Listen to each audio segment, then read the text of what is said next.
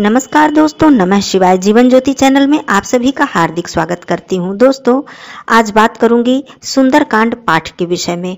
वैसे तो आप सभी लोग जानते होंगे कि सुंदरकांड का पाठ कितना लाभदायी है और श्री हनुमान जी की कृपा यदि हम पर हो जाए तो हमारे जीवन की तमाम समस्याएं दूर हो जाती हैं। यदि हमारी कुंडली में मंगल ग्रह की पीड़ा है या फिर शनि हमारा कमजोर है, शनि दोष से हम पीड़ित हैं, तो यह भी दोष समाप्त होता है यदि हम प्रतिदिन सुंदरकांड का पाठ करें या फिर शनिवार और मंगलवार को सुंदरकांड का पाठ या हनुमान चालीसा का पाठ करते हैं। लेकिन दोस्तों, सुंदरकांड का पाठ करते समय हमें कुछ नियम की आवश्यकता होती है जिसको कि जानना बहुत जरूरी है। साथ ही हमें कुछ सावधानियां भी रखनी चाहिए। दोस्तों, सबसे पहले मैं बता दूं कि सुंदरकांड का पाठ या फिर हनुमान चालीसा का पाठ दो तरह से हम कर सकते हैं। पहली बात तो हम निष्काम भाव से कर सकते हैं, श्री हनुमान जी की कृपा पाने के लिए, उनको प्रसन्न करने के लिए। दूसरी बात, हम संकल्प लेकर इस पाठ को करते हैं जिससे कि हमारी कोई भी मनोकामना हो वो पूर्ण हो जाती है। हम अपने मन में किसी भी इच्छा को लेकर, किसी भी दुर्लभ से दुर्लभ मनोकामना को लेकर यदि संकल्प लेकर सुंदरकांड का पाठ करते हैं तो हमारी निश्चित ही यह मनोकामना पूर्ण होती है और हनुमान जी प्रसन्न होते हैं। ऐसी कोई मनोकामना है ही नहीं जो हम अपने नियम को निभाते हुए पूरी श्रद्धा से यदि हम सुंदरकांड का पाठ संकल्प लेकर करें और वो मनोकामना हमारी पूर्ण न हो, ऐसा हो ही नहीं सकता है दोस्तों। लेकिन सारे नियम और सावधानियों को जान लेना भी आवश्यक है। तो इस वीडियो में आप सभी लोग जानेंगे पूरे नियम के बारे में और पूजा विधि क्या है, पाठ की विधि क्या है, वो सब भी आप लोग जानेंगे। फिर सावधानियां आपको क्या क्या रखनी है, इस बात को भी आप लोग जानेंगे। दोस्तों, चैनल पे पहली बार हैं तो चैनल को सब्सक्राइब कर लीजिएगा। वीडियो आपको अच्छा लगे तो एक लाइक जरूर कीजिएगा। कमेंट बॉक्स में जय बजरंगबली जरूर लिखिएगा। दोस्तों, सबसे पहली बात मैं बता दूं कि यदि आप निष्काम भाव से प्रतिदिन आप सुंदरकांड का पाठ कर रहे हैं या फिर शनिवार मंगलवार को कर रहे हैं, तब भी आपको नियमों का ध्यान देना आवश्यक होता है। लेकिन आप यदि संकल्प लेकर कर रहे हैं तब तो विशेष रूप से आपको नियमों पर ध्यान देना चाहिए। अब बात मैं करती हूं कि संकल्प लेकर यदि आपको पाठ करना है तो आप 40 दिन, 21 दिन, 11 दिन का संकल्प आप लोग ले सकते हैं।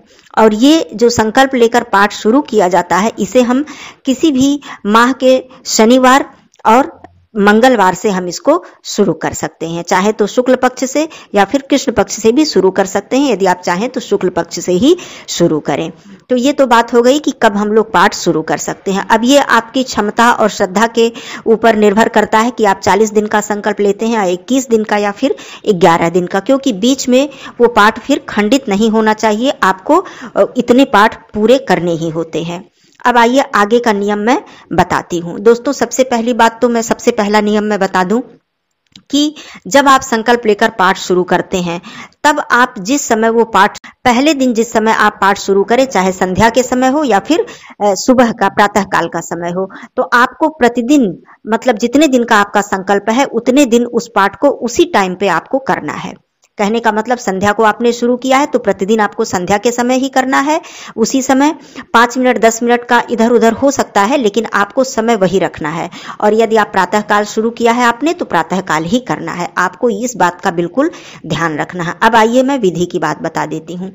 आप सुबह सवेरे उठकर स्नान आदि करके, यदि आप प्रातः काल कर रहे हैं तब भी आप स्नान आदि करके स्वच्छ वस्त्र धारण करें, लाल वस्त्र धारण करें तो और भी उत्तम होता है। यदि आप संध्या के समय कर रहे हैं तब भी आप स्नान वगैरह करके लाल वस्त्र धारण करें, लाल आसन का प्रयोग जरूर करें यदि आप संकल्प लेकर पाठ को कर रहे हैं। आप आइए और हनुमान जी की प्रतिमा अपने समक्ष रखिए, या फिर अलग से आप चौकी लगाकर भी हनुमान जी की प्रतिमा स्थापित कर सकते हैं, या अपने घर के मंदिर में जो हनुमान जी की प्रतिमा है आप वहां पर भी बैठकर अपने पाठ को कर सकते हैं। ऐसी कोई बात नहीं है। यह इस बात का ध्यान रखें कि जब भी हनुमान जी की, वैसे भी मैं रोज की भी बात बताती हूँ कि हनुमान जी की जो प्रतिमा है वो सौम्य प्रतिमा ही रखें। वरद मुद्रा में उनकी जो प्रतिमा होती है, हाथ को वरदान के मुद्रा में वो किए हुए हैं, ऐसी प्रतिमा बहुत ही अच्छी होती है। यही प्रतिमा रखनी चाहिए। रौद्र रूप की प्रतिमा हनुमान जी की अपने घर के मंदिर में नहीं रखनी चाहिए। ये तो बात हो गई प्रतिमा की। आपने प्रतिमा स्थापित कर ली। यदि आप चौकी अलग से लगा रहे हैं तो लाल आसन बिछाकर उनकी प्रतिमा को स्थापित कर लें। अपने समक्ष आप एक लोटा जल लेकर बैठें, एक दीपक प्रज्वलित कर लें। अब दीपक की मैं बात पहले बता देती हूँ कि यदि आप चमेली का तेल जो होता है उसका दीपक प्रज्वलित करते हैं तो ये बहुत ही उत्तम होता है, बहुत ही शुभ फल को देने वाला होता है। हनुमान जी को बहुत ही प्रिय है चमेली का तेल। तो आप यदि करते हैं तो बहुत अच्छी बात है, नहीं तो घी का दीपक आप प्रज्वलित कर लें। घी भी नहीं है तो आप तिल के तेल का दीपक प्रज्वलित कर सकते हैं। बाती आप लाल कलावा की बाती डालें। यदि आप लाल कलावा की बाती नहीं डालते हैं तो आप उस तेल में थोड़ा सा लाल रोली जो होता है उसे भी आप लोग डाल सकते हैं। डालकर आप बाती जला दीजिए, प्रज्वलित कर दीजिए। अब हनुमान जी के समक्ष आप बैठ जाइए। हनुमान जी के समक्ष बैठने के बाद सबसे पहले जब पहला दिन आप शुरू कर रहे हैं, संकल्प आपको उसी दिन लेना है। कितने दिन का आप कर रहे हैं इसका संकल्प आप उनके समक्ष लीजिए। अपने मन में जो आपकी मनोकामना है उसे हनुमान जी से कहिए, उनसे प्रार्थना कीजिए, उनकी वंदना कीजिए। उसके बाद आपने अपने संकल्प को कह दिया, हाथ में पुष्प अक्षत लेकर संकल्प को कहकर आप वहां पर अपने आसन के पास उसे वहां पे रख दें, अर्थात गिरा दें। उसके बाद हाथ जोड़कर प्रणाम करें, हनुमान जी को सिंदूर अर्पित करें, लाल पुष्प है तो लाल पुष्प अर्पित करें, जनेऊ अर्पित करें। उसके बाद अपना पाठ आप शुरू करें। अब पाठ शुरू करने से पहले सबसे मैं उत्तम बात बता दूं कि अपने पाठ को और भी ज्यादा आप शक्तिशाली कैसे बना सकते हैं, और भी ज्यादा पावरफुल कैसे बना सकते हैं। सबसे पहली बात तो मैं बता दूं कि हनुमान जी की जब भी आप वंदना करें, चाहे आप हनुमान जी का श्लोक पढ़ रहे हैं, चाहे हनुमान चालीसा पढ़ रहे हैं, चाहे फिर सुंदरकांड का पाठ कर रहे हैं, सबसे पहले आप राम जी की स्तुति कीजिए। ये करना आप बिल्कुल नहीं भूलेंगे, क्योंकि राम जी की स्तुति किए बिना, राम जी की प्रार्थना किए बिना, उनकी वंदना के बिना हनुमान जी अपनी पूजा स्वीकार नहीं करते हैं। आप सभी लोग जानते हैं कि श्री रामचंद्र प्रभु उनके लिए क्या है, उनके लिए सर्वस्व हैं। हनुमान जी के वो सर्वस्व हैं, उनके स्वामी हैं, उनके पिता हैं, नाथ हैं, सब कुछ वो उन्हें मानते हैं। तो सबसे पहले आप राम जी की स्तुति कीजिए, उनकी वंदना कीजिए, उनके समक्ष चरण झुकाइए। आपके पास प्रतिमा है तो ठीक है, नहीं है तो उनका ध्यान करते हुए, माता सीता जी का ध्यान करते हुए, राम लक्ष्मण भरत शत्रुघ्न चारों भाई का ध्यान करते हुए आप उनका स्मरण कीजिए और उनसे प्रार्थना कीजिए। फिर अपने पाठ को आप शुरू कीजिए। ये तो बात हो गई पाठ शुरू करने की। अब जब आप पाठ शुरू करते हैं तो उसके पहले आप कोई भोग, अब भोग प्रसाद की भी बात मैं कर लेती हूँ। सबसे प्रिय है जो हनुमान जी को भोग प्रसाद चना और गुड़, बहुत ही प्रिय प्रसाद उनका है चना और गुड़। या फिर इसके अलावा आप बूंदी के लड्डू या फिर बेसन के लड्डू भी आप लोग प्रसाद में रख सकते हैं। तो ये तीनों हो गया। आप जो भी प्रसाद आप रखना चाहें, चाहे लड्डू रखें या फिर चना या गुड़ रख लें। आपने प्रसाद उनके समक्ष रख दिया। अब आप पाठ को शुरू कर सकते हैं। जब भी आप पाठ करें तो ये ध्यान रखें, चाहे संकल्प लेकर कर रहे हैं या वैसे भी कर रहे हैं, जब भी आप कोई पाठ करने बैठें तो बीच में आपको उठना नहीं है, ना ही बीच में बोलना है। जो भी उसमें श्लोक आता है सुंदरकांड के पाठ के प्रारंभ में, उस श्लोक में भी उच्चारण में आपके गलती ना होने पाए। यदि आप उच्चारण नहीं अच्छे से कर पा रहे हैं तो आप पाठ शुरू करने से पहले, यदि आपको संकल्प लेना है तो उससे पहले 2-4 बार आप श्रवण कर लें, चाहे आप अपने मोबाइल में लगाकर या जैसे भी आप उसको श्रवण करके उसका अभ्यास अवश्य ही कर लें। क्योंकि यदि आप संकल्प लेकर कोई मनोकामना के लिए पाठ कर रहे हैं तो उच्चारण में आपकी गलती नहीं होनी चाहिए। इस बात का भी आपको ध्यान रखना है। तो इस तरह से आप अपने पाठ को, जितने भी दिन का आपने संकल्प लिया है उस तरह से आप अपने पाठ को करें। करने के बाद आपको संकल्प पहले ही दिन लेना है, बाकी दिन जिस तरह से पूरा नियम है उसी नियम को ध्यान में रखते हुए आपको पाठ करना है। ये बात हो गई। उसके बाद अंतिम में जब आपका पाठ समाप्त होता है तो फिर से आपको राम जी की स्तुति करनी है। राम जी की स्तुति और उनकी वंदना करने के बाद आपको फिर रामायण की आरती करनी है, जिसमें कि आप हनुमान जी की भी आरती कर सकते हैं और जो श्री रामचरितमानस की आरती होती है, जिसमें कि सुंदरकांड है, श्री रामचरितमानस का ही अंश है, वही उसी का एक कांड है सुंदरकांड। तो आप श्री रामचरितमानस की आरती भी, जिसे कि रामायण की आरती कहते हैं, आरती श्री रामायण जी की, इस तरह से आप लोग जानते भी होंगे। तो आप रामायण की आरती भी कर सकते हैं और श्री हनुमान जी की आरती भी कर सकते हैं। तो आरती करने के बाद फिर आप भोग प्रसाद भगवान के समक्ष, श्री हनुमान जी के समक्ष अर्पित करें। नैवेद्यम समर्प्यामि इस तरह से बोलकर भोग प्रसाद अर्पित करें। उसके बाद अपने त्रुटियों की क्षमा मांगे।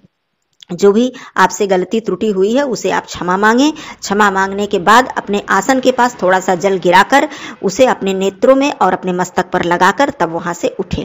इसी प्रकार से प्रतिदिन जितने भी दिन का आपका संकल्प है इस तरह से आप सुंदरकांड का पाठ करें, इसमें कोई भी गलती नहीं होनी चाहिए। अब मैं बात करती हूँ सावधानियों की कि क्या क्या आपको सावधानी इस दौरान रखनी है। सबसे पहली बात तो आपने जब भी संकल्प लिया है उसी दिन से आपको सात्विक भोजन करना है, लहसुन प्याज का त्याग करना है, मांस मदिरा का बिल्कुल ही त्याग करना है, ब्रह्मचर्य का पालन करना है।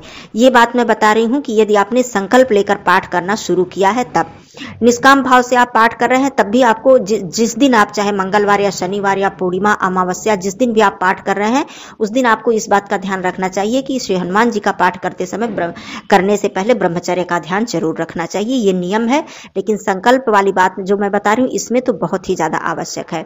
तो आप उतने दिनों तक लहसुन प्याज का सेवन नहीं करेंगे, मांस मदिरा का सेवन नहीं करेंगे, ब्रह्मचर्य का पालन करेंगे, किसी पर क्रोध, झूठ या कोई अनैतिक अधर्म कार्य आपको नहीं करना है इतने दिनों तक। और जैसा कि मैंने बताया कि पाठ करते समय बीच में उठना या बोलना यह भी उचित नहीं है। दोस्तों इस तरह से आप सुंदरकांड का पाठ कीजिए और उसके बाद आप चमत्कार देखिए कि ऐसी कोई मनोकामना नहीं है जो आपकी पूर्ण न हो जाए। किसी भी तरह की मनोकामना, चाहे आप कर्ज से पीड़ित हैं, चाहे आप शनि दोष से पीड़ित हैं, चाहे आप मंगल दोष से पीड़ित हैं, या फिर आपके घर में कलह क्लेश का वातावरण है, या फिर आपको किसी क्षेत्र में सफलता नहीं मिल रही है, मैं कितनी आपको मनोकामना गिनाऊं इसकी कोई गिनती नहीं है कि हनुमान जी कौन सी ऐसी मनोकामना है जिसको कि वो पूर्ण करने में सक्षम नहीं है। कौन सो काज कठिन जग माही, जो नहीं होत तात तुम पाही। दोस्तों तो ये सुंदरकांड के पाठ की महिमा है। आप इसको करके देखें, एक बार अपने मन में संकल्प लेकर और आप इसे संपूर्ण करके देखें, निश्चित रूप से आपको लाभ होगा। ऐसा आप कह ही नहीं सकते कि आपको लाभ नहीं हुआ, लेकिन आपको इन सब बातों का भी ध्यान रखना है। साथ में आपको पूर्ण विश्वास रखना है, पूर्ण श्रद्धा रखनी है और ये पूरे मन में ये भाव रखना है कि हनुमान जी मेरी पुकार सुनेंगे ही, वो हर स्थिति में मेरी पुकार सुनेंगे और मैं उनके चरण शरण में हूँ। प्रभु आप ही मेरा बेड़ा पार लगाइए। तो इस तरह से दोस्तों आप करके देखिए, निश्चित रूप से आपकी मनोकामना पूर्ण होगी। इसके बाद भी कोई प्रश्न रह जाता है तो आप लोग जरूर पूछ सकते हैं। फिर मिलती हूँ ऐसे ही वीडियो के साथ, तब तक के लिए दोस्तों धन्यवाद। नमः शिवाय।